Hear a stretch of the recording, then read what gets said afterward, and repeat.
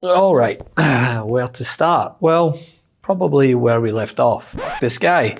The chaos will not go unchecked, not here anyway. Trump's #1 campaign promise would wreck the American economy and rip families apart. So let's move to your second chart about what a Trump plan would actually do to the economy if implemented the way he's pitching it. And myself, like many of you, are still reeling from the election results. And after a few beers, few tears, I was reminded of this video, which I don't think got enough attention during the election cycle. That is to describe the hurt in which Trump's mass deportation would cause to not only families across the country, but to the economy that so many people voted for him under the pretense that he would manage it better than Kamala Harris. Now, that opinion obviously ran contrary to countless economists who warned that Trump's tariffs, tax cuts for the wealthy, and invoking the Alien Enemies Act of 1798 would hurt the economy as opposed to what Kamala Harris had proposed. The president-elect has promised to slap tariffs on imports, order large-scale deportation of immigrants, and cut taxes and government regulations during his second term. While it's not certain when or how those policies might be enacted,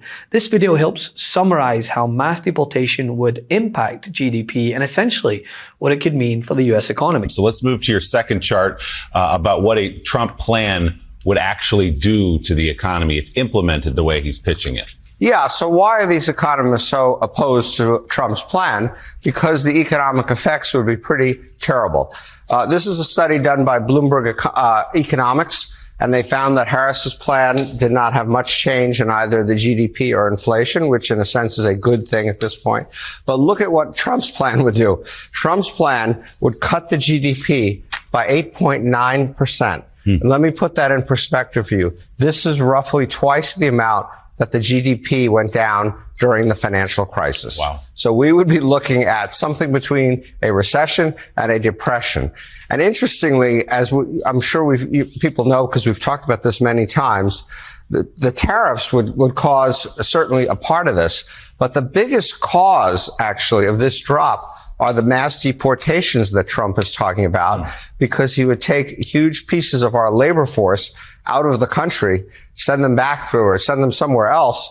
And the result would be business wouldn't have labor. They wouldn't be able to produce things, and you'd have this enormous economic contraction.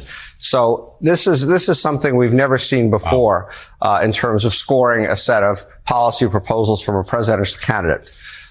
The other reason why Harris seems to be doing better or maybe doing better for her economic thoughts relative to Trump is maybe people are figuring out what's actually in these two plans. And one of the most important things in these two plans are the differences in their tax proposals. Harris's tax proposal would raise incomes for people at the bottom 20%, for people in the 20 to 40% percentile by fairly significant amounts. She would raise taxes for people at the higher incomes down here, in the 99 to 100 and the 95 to 99. Trump does the opposite. He raises after-tax incomes for people at the highest incomes up here. And believe it or not, if you're at the bottom, Trump's tax plan would actually increase your taxes slightly. So maybe people are figuring out these kinds of differences and changing their view of her economic plan versus Trump's economic plan. Trump has proudly called for mass deportation of immigrants who are in the US illegally. And according to countless analysts like those at the Brookings Institution, the American Enterprise Institute, and the Niskanen Center Project, net immigration to the US could be sharply lower, even negative during a second Trump administration, with unfortunate consequences for the US economy. And aside from that impending disaster, Trump's answer to everything right was tariffs, and how the inevitable economic stimulus from tax cuts for the wealthy would be offset by Trump's proposed tariffs, which would raise costs for US businesses and consumers and likely invite retaliation from US trading partners. Trump has proposed adding a tariff of 10% to 20% on all imports. But according to experts at Pantheon Macroeconomics Project, a 10% tariff would increase inflation by about 0.8 percentage points next year and impose an additional drag on US manufacturers. Imagine that. Voting to curtail inflation, but it goes up anyway. I think we just make it very clear. Tariffs add to the price of goods. It's really that simple. If you're a business and you need to import things and you have to pay a tariff, you have to make that extra expense up. It's interesting to me that Donald Trump brags about how he's the only president who wants to have skyrocketing tariffs. You got to stop and think about why that is. It's because other presidents, both Republican and Democrat, understand that tariffs ultimately are really damaging to a country's economy. They make it more difficult for us to compete, and they would push inflation up.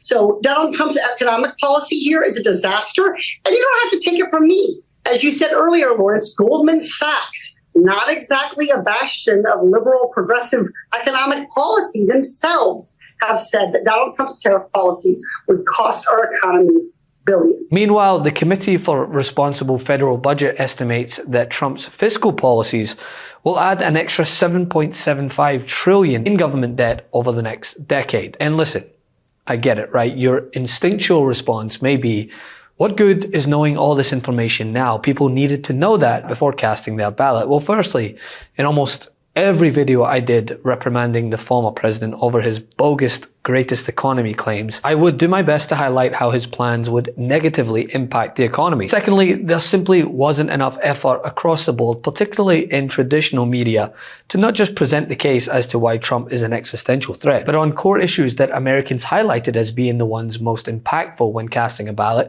the economy, inflation, gas prices. Trump's plans would be worse for the electorate. Makes it all the more frustrating, right? The relentless attempts to sane wash his ramblings diluted the airwaves when we should have been talking about this, how his mass deportations are not just cruel and authoritarian, but they have drastic economic repercussions. Will carry out the largest domestic deportation operation in American history. Trump has promised a mass family separation campaign to deport what he claims are up to 20 million undocumented immigrants. It's estimated that 3/4 of all undocumented immigrants in the workforce are essential workers. Roughly half of America's farm workers are undocumented. If they were to suddenly disappear because they were deported or went into hiding, we could face a national food shortage.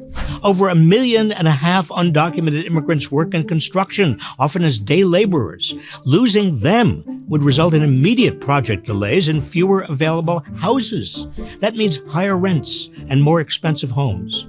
The food service, hospitality, and caregiving industries also rely on undocumented workers who do some of the lowest paid yet most crucial jobs. And the cost of the deportation itself is hard to fathom. Estimates range from $40 billion to $600 billion.